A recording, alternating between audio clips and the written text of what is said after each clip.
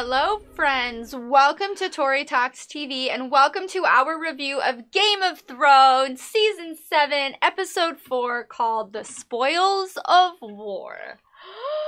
Okay, let's get into this. It's time to have some fun. Okay, so Cersei, what's she up to? So she, it's important to note that she has won the favor of the Iron Bank. They have a lot of gold. Gold Sure buys do. a lot, such as armies and whatnot. Right. Yeah. So she just got all that money from, like, the Tyrells, so she's paid back debt, so now they're like, oh, okay, you're good for it. Okay, so we're good. So maybe we can do business. Yeah, we're good. Keep that in mind. Okay, great. So then, now Littlefinger, he gives Bran the Valyrian steel dagger. You remember that dagger? I do. That's the dagger that was going to be used to kill him. Trying to kill him. Back in season 1. Yeah. And Bran, he's like trying to like show people, like, dude, he's no longer Bran. He knows stuff. I know all. He knows stuff. So then one of the things, he quotes Littlefinger back to Littlefinger, and he's like, remember that whole chaos is the ladder? Oh, yeah. He says that to him, and Littlefinger's like, wait, how did you know how would you that? I only said that to one person, and you were nowhere near that person. So how do you know this? How that person not here. These powers must be A real. raven could not have been sent to you. Right. Meanwhile, Mira, who like basically saved Bran's life and like brought him back home, is like kind of sad to leave, and she's like, hey, you know, like, I've done a lot for you, man, and like I feel like I didn't really get like a thank you or like a hug or like anything. a thank you would be nice. That'd be great. But he's like, yeah, you know, I'd love to do that, but I'm not Bran anymore. I'm the three-eyed raven. She's like, okay, psycho, whatever. Three-eyed raven needs some social skills. Yeah, maybe work on that. Because he knows that he used to be Bran. Right. So, like, if you know everything, you should also know that it's important to say please and thank you. That's just like especially common courtesy. when you're like a little lord. A little lord, yeah, Little lord. exactly. So, Thanks for your service, Mira. So Mira's got to go back and like be with her family. No appreciation. 'Cause it's like bad stuff's coming. Yeah, go home. Good job, Mira. Thank you, for Mira. your service. Bye-bye. And then also at Winterfell, Arya, she comes home. Oh my gosh. Yay. Finally, she's home at Winterfell. So we get to see Sansa and Arya reunite. Oh, sister. Yes. That's interesting. So Arya tells Sansa about her list. You know her list. The list of people she needs to kill. Yes. It's for vindication, yeah. And she's like, you know what? Our stories aren't over yet, sis. They've had some stories though, these sisters. They've both been through a lot. So much. Since they saw each other last. Mm-hmm. Yeah, so Bran actually knows about Arya's list, which shows that, you know, he knows all and that things have changed. He's changed, that's for sure. Yeah. He's got superhuman power. And then he gives the dagger to Arya, and she's like, are you sure? And he's like, I'm crippled. Like, I really have to... I've got no use for this. What else could I do? So that's important because, you know, this dagger is Valyrian steel. Right. So now, like, I just want to do, like, a quick check. Okay, let's go. Valyrian steel. So remember, in the episode that we just reviewed, episode 3, Olenna makes mention of the oath... Wait, no. Widowmaker. Which was Joffrey's sword, also Valyrian steel. Gotcha. We know that Jaime gave the oath keeper to Brienne, Valyrian steel. Gotcha. Lord Mormont gave to Jon the sword that was supposed to be for Jorah, but because Jorah is like a disgrace to the family, now Jon has a sword. Good. And now Arya has the dagger. That's 4. I think that's it. That's not... Yeah. Oh no! Sam!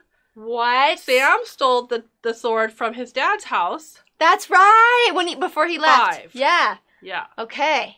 We're good. People. Good job, Dr. Yes, these are important notes. Good call. Okay. So sitting there admiring all of this is Brienne. She's like, oh, the 3 Stark children are together and they survived and I feel like I had a part of it. She kept her promise to She really did. Yeah. I love Brienne. And while she's over there like, I did my job, Littlefinger's like, oh, come on. He's just like, he's squinty-eyed. Not so happy about it. I'm like, is he squinty-eyed or that's just his eyes?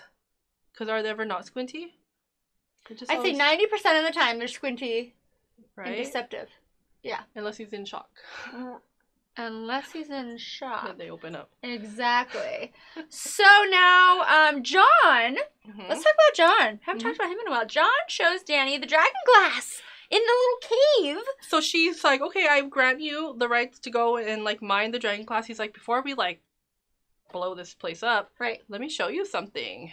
And it's pretty amazing what he shows them, right? It's not just the dragon glass. He also shows the like, you know, hieroglyphics. Hieroglyphics. Basically, the writing on the wall by the children of the forest, right? The first men. Yes. And the White Walkers. The White Walkers. That they're fighting in the common enemy. Startling. I know. It was very interesting with the blue eyes. Oh, yeah, like, yeah, exactly. Yeah, exactly. So Danny's like, cool. Anyway, I'm only going to fight for you if you bend the knee. Here we go. It's just, okay. She's obsessed with him bending the knee to her. Okay. It's a little much, but I get it. I guess her whole life she's been told she's the rightful heir, blah, blah, blah. That's true. Everybody must bend the knee. She's taking this very seriously, and I can't really fault her. I can. Anyway, so let's go back to another really strong woman, Arya. So she's showing Brienne that she's learned how to fight. So Arya's like, you took down the Hound. Yeah. Oh. Yeah. I feel like now that I think about it more, Arya's kind of like playing her, like, oh, you took down the Hound? I want to learn from you. Teach me your ways. Right? And then they like train, quote unquote, and then Arya basically like almost like could get her with the dagger if she wanted to. She could have. Yeah. And then Brienne's super impressed. She's just like, where do you learn that? Oh, look at that. Very good. I like that. That was one of my favorite scenes. Yeah. That was really cool. That was cool to see, yeah. I like any scene in that little area from Winterfell, though, because that's like throwback to season 1. Oh, yeah. In the happier Winterfell. That one day. The good old days. That 1 second in the very beginning of Game of Thrones where people were happy. Wasn't very long, I'll tell you that. Really, this was like a blink of an eye. Yeah, exactly. Yeah. So then, now this is huge. So Jaime's army is attacked by Dany and her dragons and the Dothraki. That was a very good battle scene, though. Because, like, what I love about, like, the battles... Well, I don't like battle scenes at all, by the way. They're, like... I don't usually either, but Game of Thrones, okay. So when the, like, the very, like, formal armies come up and they're, like, lined up and they're marching. They're, like, a marching band and they're in formation. And then the Dothraki come in. Let's wait for the drum line. The Dothraki come in and they're, like, crazy. Oh, yeah. Just, like... You're just like, oh, we're screwed. Things are going down. Yeah, exactly. This was bad. Yeah. I think Jaime and the Lannister army, they're just like, even before, you know, the dragons, they're just like, what the heck? Yeah, exactly. Yeah. No, it's a super big moment. So yeah, Jaime tries to attack Dany while she's helping her baby. Yes. Yeah. So like so first of all, the dragons come, which they've never seen dragons, and the dragons like just burn a bunch of stuff. Everybody's surprised by the dragons. So then they're like, okay, we're kind of screwed. And then there is one point where like Bronn wheels out a scorpion, that crazy catapult hybrid crossbow. Yeah. And shoots Drogon. How dare you? How dare you? I know, I get it, Bronn. I know, you're trying to like save yourself. Did just burn a bunch of your people. I get it. But then, as she's trying to, like, save him and pulls it out, Jaime, like, rides over on his horse. Yeah. And, like, tries to, like, kill her.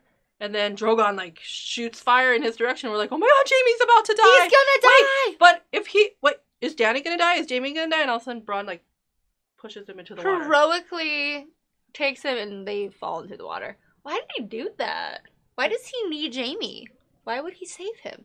Well, Jaime promised him a lot of stuff. That's true. Lordship. Yes. Castle. So anyway, that's true. Yeah. So that's a very exciting end to episode 4. We hope you enjoyed it. We know we did. We will see you next time when we review episode 5 of Game of Thrones season 7. Cannot wait to see you. Bye, everybody.